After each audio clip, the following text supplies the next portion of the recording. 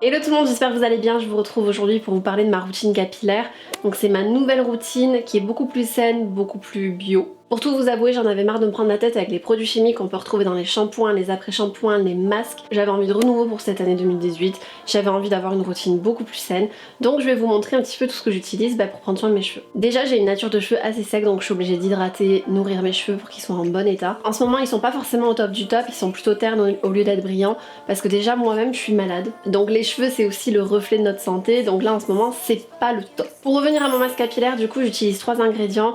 J'utilise l'aloe vera, donc l'aloe vera je le trouve en magasin bio et c'est des tiges comme ça en fait où vous retirez directement la pulpe. Avec cette feuille je réussis à faire 3 masques capillaires, donc par exemple pour le premier je vais couper ici, ensuite je prendrai le milieu, enfin ce qui reste ici, et ensuite toute la longueur. En fait à l'intérieur il y a sa pulpe, il va falloir la mixer pour pouvoir faire le masque capillaire. Ces feuilles d'aloe vera je sais qu'on les retrouve pas n'importe où, mais vous pouvez facilement les retrouver dans les magasins bio. En deuxième ingrédient, j'utilise l'huile de jojoba, il y a l'huile d'amande douce aussi qui est pas mal pour les cheveux, ou alors l'huile de coco qui est aussi très bonne, mais en hiver l'huile de coco j'aime un peu moins parce qu'elle se solidifie facilement, du coup ça fait que vous avez des morceaux en fait, donc vaut mieux avoir les cheveux humides et chauds pour vraiment réussir à garder une huile de coco assez liquide, sinon c'est compliqué parce qu'elle va se solidifier dans vos cheveux et du coup ça sert plus à rien. Le troisième ingrédient c'est l'huile essentielle, donc en ce moment j'utilise l'huile essentielle de lavande, ça apaise le cuir chevelu et ça fait une petite odeur supplémentaire, moi j'aime bien. Pour faire mon masque maison il n'y a pas plus simple, en fait je prends mon aloe vera que je vais couper, donc je vais couper la peau, je vais ensuite mixer l'intérieur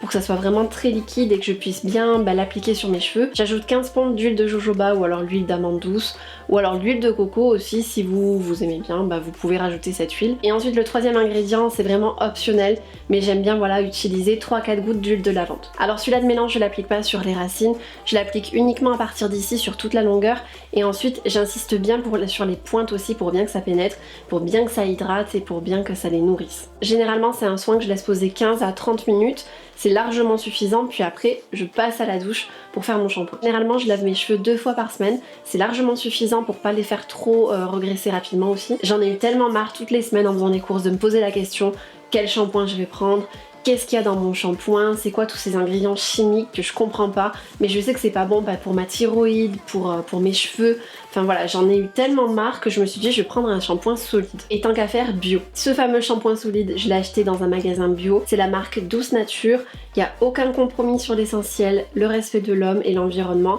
C'est leur engagement en fait, et du coup c'est vraiment sans sulfate, c'est fabriqué en France.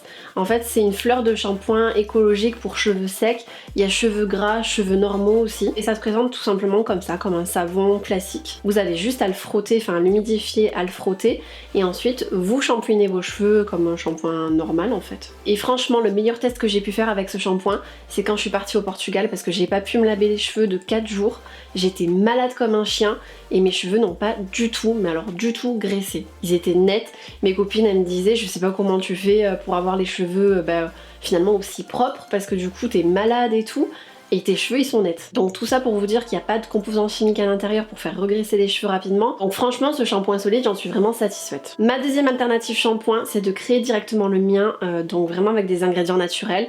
Donc avec l'aloe vera, la feuille d'aloe vera que je vous ai montré tout à l'heure, toujours en coupant un morceau et en mixant le tout pour avoir une texture bien lisse. Et on y ajoute 3 cuillères à soupe de miel. Et avec seulement ces 2 ingrédients vous pouvez fabriquer votre propre shampoing maison naturel. Je sais pas vous, mais je préfère savoir qu'est-ce que je mets dans mes cheveux plutôt qu'avoir des ingrédients chimiques qui arrivent de je ne sais où. Après pour ce qui est de l'après-shampoing, j'en utilise pas du tout. Ce que je fais avant de faire mon masque, c'est que je démêle bien mes cheveux, je les brosse bien avant de faire le masque et le shampoing. Et après c'est vrai que j'ai pas énormément de nœuds. Voilà pour ma routine capillaire, j'espère que ça pourra en aider certaines d'entre vous si vous voulez changer de routine, si vous voulez passer au bio, ou alors dites-moi dans les commentaires aussi si vous avez déjà une routine bio, les marques que vous utilisez, les produits, les ingrédients aussi que vous utilisez pour votre shampoing ou pour votre masque capillaire. Et si la vidéo vous a plu, n'hésitez pas à mettre un pouce en l'air. Ciao.